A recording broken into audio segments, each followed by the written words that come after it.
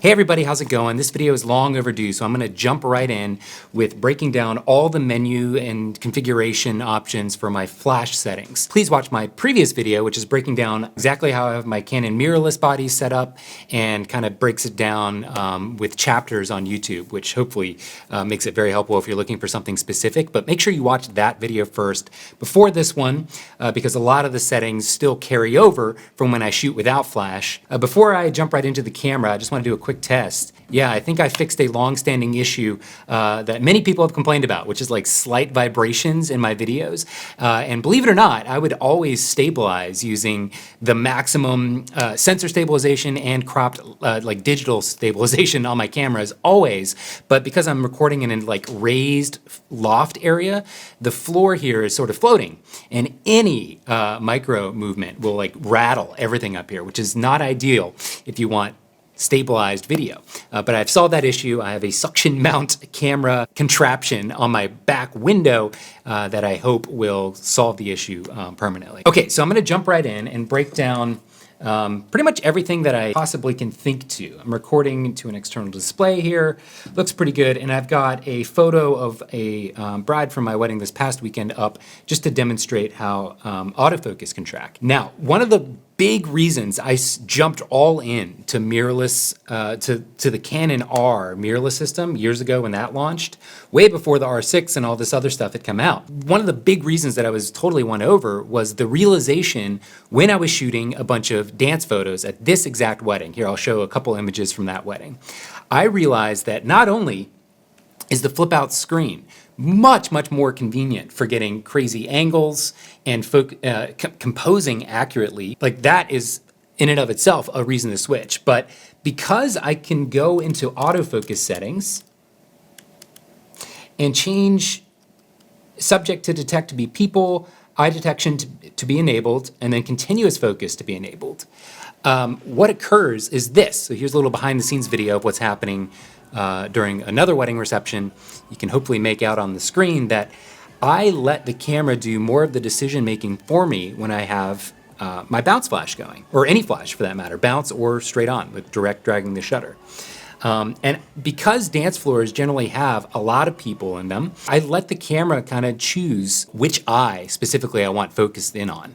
And it's 95% of the time the person that I want. And it's awesome and perfect. And it alleviates a ton of the work of me having to constantly focus and recompose or try and track a certain eye on someone's face.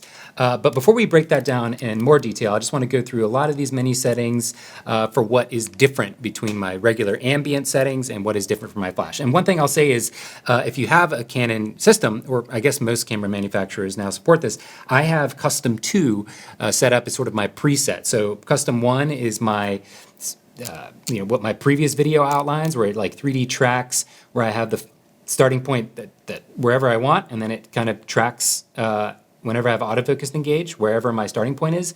And I use this for people, I use this for objects, whatever. So that's from the previous video. C2 is what we're going to break down now, which is not that. I don't have that floating, ever-present blue square in the upper third of the frame. I let it scan the entire scene for the person's face, basically. So image quality raw, that's all pretty much the same. All these settings are the same.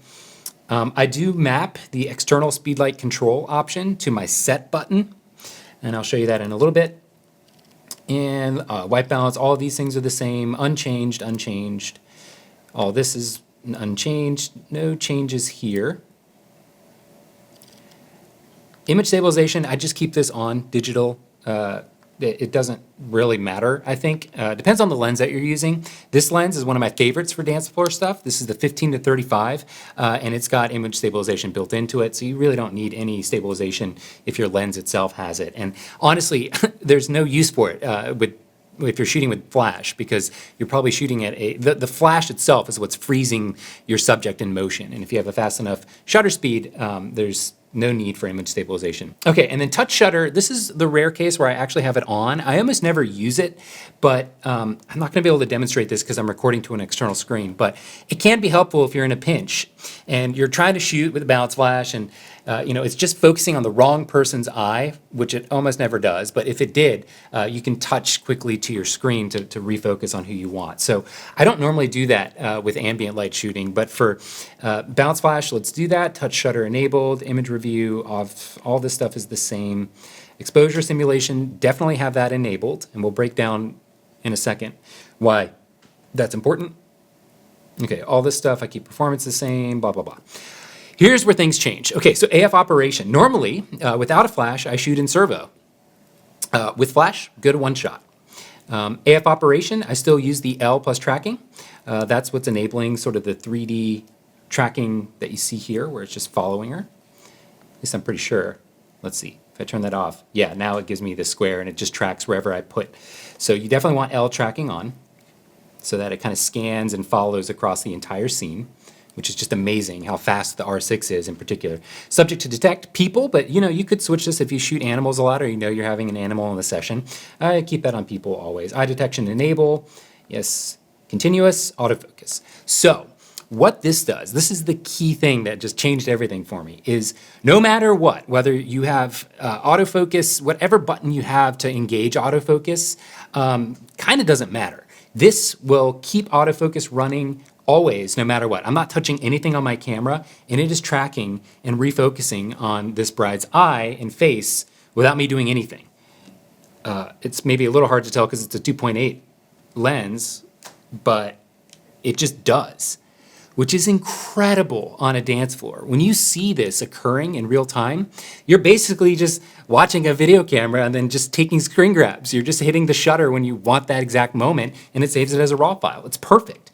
So that is one key thing that I always have on, and I turn it off when I don't have a flash. Because one, it just really kills your battery life, and two, it slows you down when you've got things that might not be people. Oftentimes when I'm shooting a wedding scene, I'm quickly going from someone's face to someone's hand to someone's dress to someone's, any other object that I might be focusing on. And, this is just really locked in on dancing pictures where I want somebody's face to be in focus almost all the time. And this is a really great feature to enable that. So continuous autofocus enable. Movie servo, yeah, I don't know that matters because I don't do movie, and I don't really use touch to drag autofocus at all. Manual peaking setting, I never use manual focus unless it's a tilt shift, and then I do have peaking on high and red, and tilt shift can be really fun on a dance floor. It's a lot easier than you might think, but maybe that's a separate post worth talking about. And then AF assist beam firing. So I think this is where a lot of photographers, if you're just switching from DSLR to mirrorless, you get a little hung up and concerned or confused, right? With your normal mirrorless system, with your normal DSLR system, you would throw your flash on and the AF assist beam would fire as like a red laser that you could see on people's face, which is really helpful. And I talk a lot about this in my old bounce flash tutorial post on Patreon. With mirrorless cameras, you actually can't, the sensor apparently can't see or autofocus against a red laser beam like that. It needs this orange beam. And what I found is that only in situations where it is incredibly dark and I'm shooting at like f8, would it not be able to artificially boost the ISO sensitivity on the sensor enough to lock focus. So I do keep this on, but it almost never fires. I never ever see this orange light. That again is really helped by shooting always with a 2.8 aperture lens or larger, smaller number, but larger aperture, like a 1.2, 1.4, 1.8. I highly recommend you get something that is, for those particularly dark receptions, at least get something that's super affordable and cheap, like the 50 1.8 lens. Or the 35 1.8. They're a little slower, but they're super affordable. They're also incredibly lightweight, and I'll come back to these in a little bit. But at the end of the day, I almost never see my AF assist beam firing, and it's not a problem to not have the AF assist beam fire from the flash when you're using a mirrorless setup. Okay, servo AF, I set this to auto. I use that pretty much across the board for everything. These guys, one shot enabled. I think that is pretty much what I had before. One-shot AF release, I do release priority. Switching track subject, set to 1. Lens drive, when AF impossible, on. I think these are all pretty much the same from my previous video, but you can kind of screen grab or pause this if you want to just make sure yours align here. Initial point, this should actually be set to auto. Let me double check. Yeah, it doesn't matter when you're using one shot with the other things that we configured, but yeah, generally that's set to auto. Focus ring rotation, doesn't matter, whatever your preferences are. Cool. And then the only other kind of custom button configuration that I have changed is down here in the custom shooting tab 5. And that is, actually I'm going to register these settings now just to save them. Okay, because I changed a few things. Here we go. Custom buttons. All the way down here, whenever I'm in bounce flash mode or flash mode, I have my set button changed to show me my flash function settings. So I'm going to go ahead and put my flash on the camera so that this makes sense. Lock it down. Oh, before that, a quick word about flashes. My favorite go-to flash is well, it's kind of a toss-up. In terms of affordability, like bang for your dollar and like works perfectly fine, the Godox V1, this is an amazing flash that works like rock solid. I've had 0 issues. I do also love the ProPhoto A1 or A1X, I think was the other model they launched, but it's like twice the cost for no real, you don't get twice the benefit in any way. And then an even cheaper option is to get the flash point. Let's see, they call this the R2, the Zoom XR2 for Canon. This is the literal exact same flash as the Godox. It's just rebranded with Adorama's branding, and it's, I think, a little bit cheaper, but maybe a few dollars. But these are my go-to. I've got a couple of these Godox ones.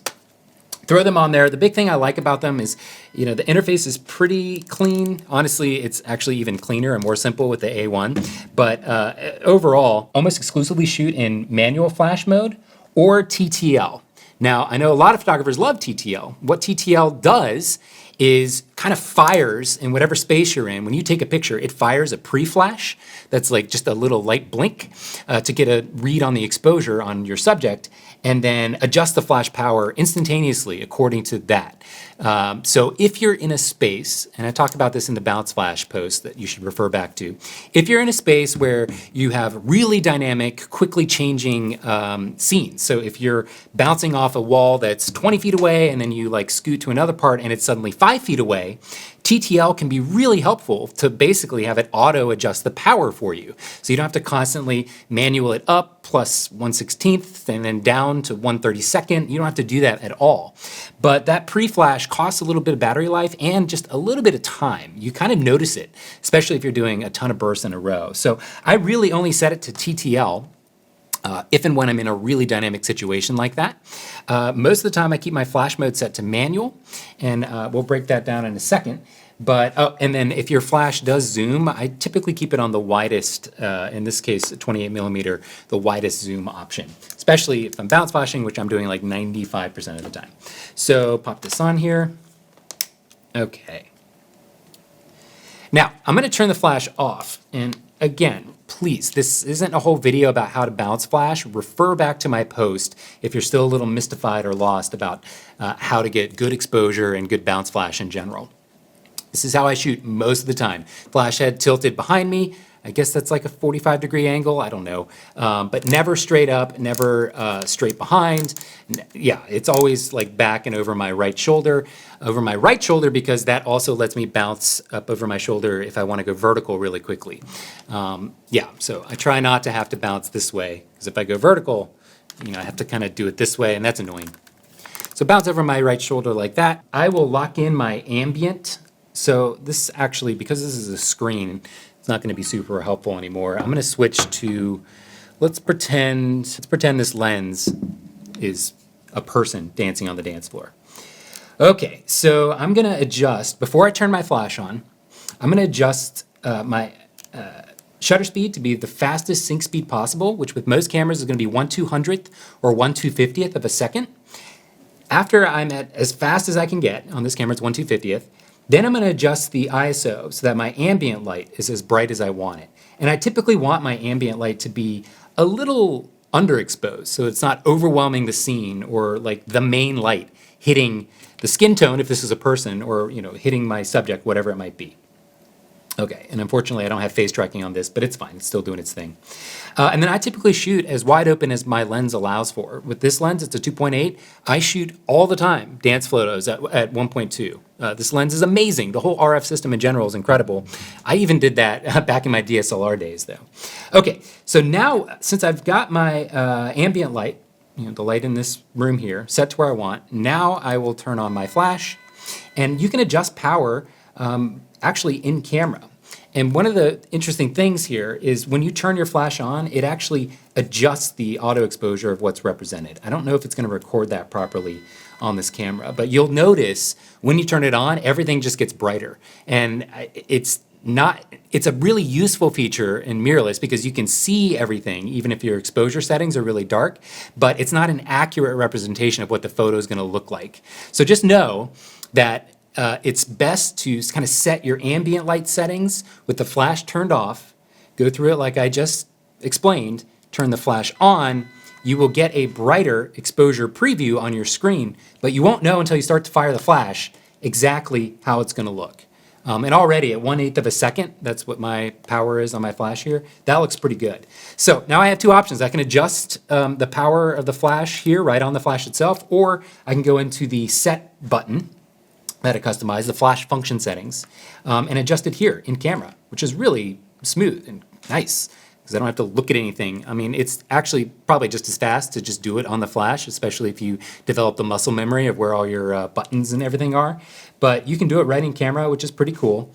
I'm going to lower it down just a bit, see how that looks. Yeah, so it's bright. Awesome. And that's really it. Okay, so say I wanted to go really dark and underexpose the ambient light. I can do that. Here we go. So now everything in the scene is going to be lit by my flash. And it's way too dark. Let's boost it up.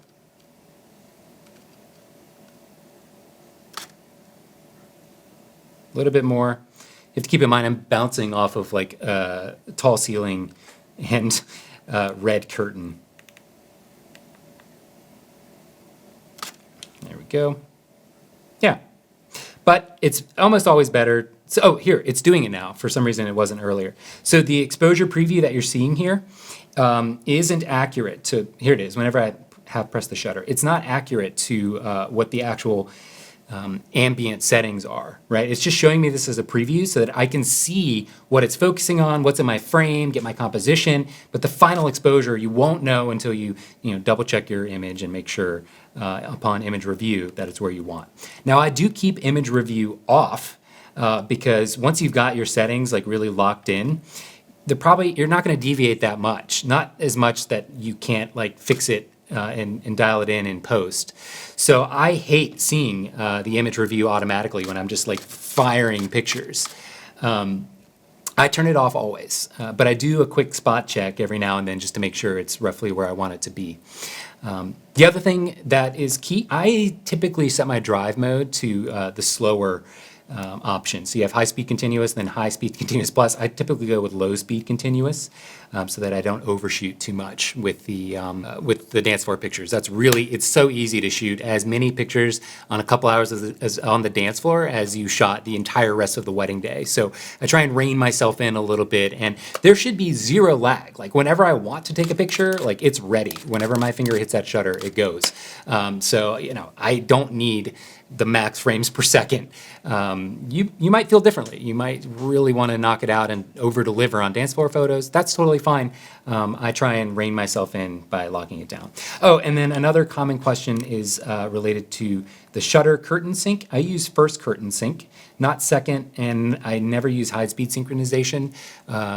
You don't need to worry about that in most kind of dance floor wedding situations. Much more helpful if you're trying to overpower the sun or something, and if you've got really powerful lights, maybe even more than one to play with. First curtains synchronization sync works great.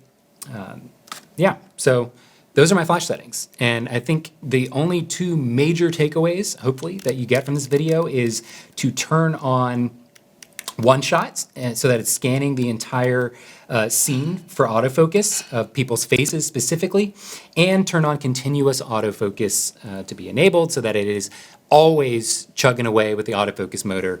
So all you have to do is tap the shutter to take the final picture. It's amazing. And then I'm thinking about making this a separate post in and of itself, but I'm also going to cover it here because it's pretty redundant.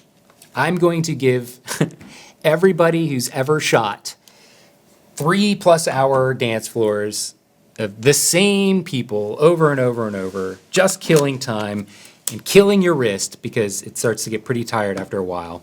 Here is a gift from me to you that actually works. The little Canon EL100 speed light combined with the RF mount 1.8 or the 50 1.8 or the 35 1.8 actually works super well as a bounce flash. Now this little tiny flash doesn't have a ton of power. I'm not sure exactly how it compares to these, and it only uses AA batteries, but bouncing it back over my shoulder with the low speed continuous drive mode, I have found it to be perfectly adequate for basically anything open dancing related, or maybe cocktail hour, where you're just getting candids of random moments as they pop up, or people asking for a quick grip and grin.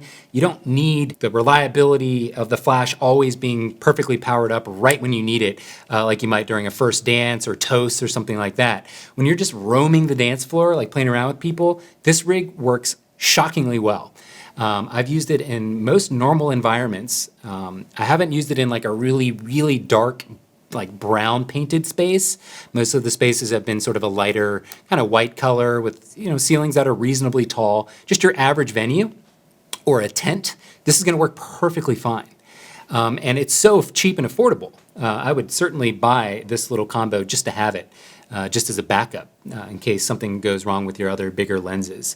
So that is my gift to you. It's a featherweight system, and it actually works so perfectly. And then if you also want to drag the shutter, which is another post I will link to in the description of this video, there's a whole different set of power configurations for dragging the shutter. I use the exact same menu configurations, but how you set your aperture and shutter and ISO are different, and then the direction of the flash is also different. Refer to that post, but this also works for dragging the shutter if you want to do like those cool camera streaks and stuff. It's an awesome little flash that I've been incredibly happy with. I just keep it in the auto flash mode, and then again use the set button to adjust the power, because there's no power adjustment on the flash itself. So you have to do that here only in your camera. So if you made it this far, thank you so much for your attention. I truly appreciate it. I hope you learned something new in this video, maybe a different way to kind of configure your flash. Now, again, I definitely trend like bounce flash 90% of the time. So, settings might be different if you've got a dedicated assistant or shooting partner that uses an off-camera flash on a stick that roams around with you. I've never used that in my life. So this is like definitely favoring my approach that has served me very well for the last 10 years. I've never been in a situation where I felt I needed a light stand. Worst case scenario, I've needed something like this. I actually used this at my wedding this past weekend for the exit shot. We did an exit without sparklers. They were just using ribbons on strings. I was like, oh crap. We're outdoors. There's nothing to bounce off of, not even a tree. Yeah, I could use direct flash. Yeah, I could bounce off my hand, or I could just turn on this video light, the bowling. I'll also link to this in the description. I did a review of this a year or two ago. The Bowling P vlogger light. So I just literally, as they're walking through the aisle of everybody waving their ribbons, held this up over my shoulder the exact same way a videographer would, and used that this way. But that obviously has nothing to do with my flash settings. That's a totally unique situation. Let me know if you have any questions at all in the comments. I'm sure there will be some things I need to clarify, and if somebody else has a better way of doing things, feel free to chime in. I would love to hear how all of you manage your flash settings, but that's what I do.